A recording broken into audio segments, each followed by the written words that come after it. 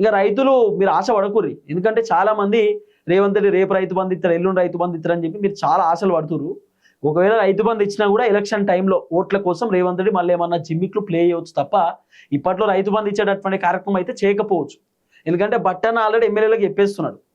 ఎమ్మెల్యేలు చెప్తే ఎమ్మెల్యేలు నియోజకవర్గంలో ఉన్నటువంటి లీడర్లకు చెప్తున్నట్టు, ఏమని ఎమ్మెల్యేలు సర్పంచ్లకు చెప్తున్నట్ట పిలిపించి మరి, ఇక పథకాలు ఇప్పట్లో రావు, మీరు ఊకే నా దగ్గరికి రావద్దు, సీసీ రోడ్ కావాలి, మోరీ కావాలి, లేకపోతే మా ఊళ్ళే మాకు పెద్ద స్ట్రీట్ లైట్ కావాలి, మా ఊళ్ళే మాకు ఒక పెద్ద రోడ్డు కావాలి, గుడి కట్టాలి, బడి కట్టాలి, లేకపోతే మా ఊళ్ళే ట్యాంకు కట్టాలి, లేకపోతే మా ఊళ్ళో ఏదో చేయాలని చెప్పి ఊకుకే మా తానికి రాకుర్రి. కాన్స్టిట్యున్సీ డెవలప్మెంట్ కోసమే ప్రభుత్వం పైసలు ఇచ్చేటట్లేరు, ఇంకా మీకు గ్రామ పంచాయతీ డెవలప్మెంట్ కోసం ఏం పైసలు ఇయ్యరు, ఇప్పట్లో మీకు నిధులేం రావు, మీ పని మీరు చేసుకోండి అని చెప్పి ఎమ్మెల్యేలు సర్పంచ్లకు కూడా చెప్పేటటువంటి కార్యక్రమం చేస్తున్నారు. చాలా మంది రైతన్నలు సర్పంచ్లకు ఫిర్యాదు అవుతారు, రైతు బంధు ఇప్పటిదాకా ఎందుకు రాలేదు దొర అని చెప్పి.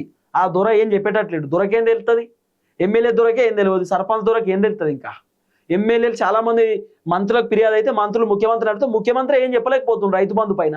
రైతు భరోసా విషయంలో రేవంత్ రెడ్డి మొత్తం ఫెయిల్, మామూలు ఫెయిల్ కాదు, ఫ్లాప్ ఓ రకంగా చెప్పాలంటే.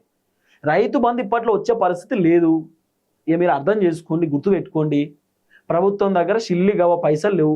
రేవంత్ రెడ్డి ఓపెన్ అప్ అయింది, చెప్పేసిండు, ప్రభుత్వం దివాలా తీసింది, ఆగమైపోయింది, చిన్నాభిన్నం అయిపోయింది, ఆర్థిక పరిస్థితులు బాగాలేవు, మేము పోయి వేరేటోళ్ళని పైసలు అడిగినా ఎవడు ఇత్తలేడు, దగ్గరికి రానిత్తలేరు, మా దుకాణం బంద్ అయిపోయిందని రేవంత్ రెడ్డి చెప్పేసిండు.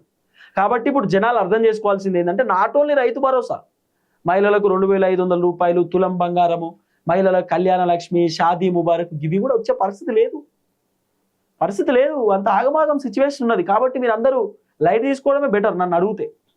ఈ రైతు భరోసా విషయం ఇంకోటి సైలెన్స్ ఉండడే బెటర్. లైట్ అంటే ఏంది, ఇప్పుడు ఏమి ఇచ్చేటట్టు లేరు మరి ఇల్లు. మనమేమో ఎప్పుడేమో కొట్టి గుంజుకుంటామా, తిట్టి గుంజుకుంటామా, లేదు కదా, ప్రభుత్వం ఇస్తేనే కదా మనం తీసుకోవాల్సింది.